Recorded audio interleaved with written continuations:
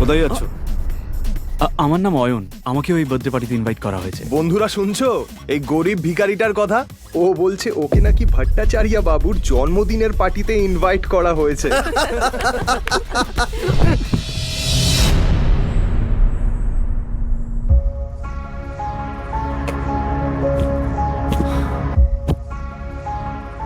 Rusha baby, চলো বাড়ি যাই।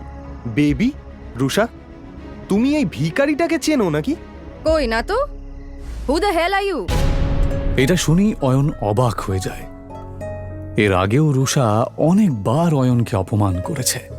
রুষা, চলো এবার বাড়ি যাই। এই ভিখারি, বেরো এখান থেকে। সিকিউরিটি, একে ঘাড় ধাক্কা দিয়ে বের করে দাও।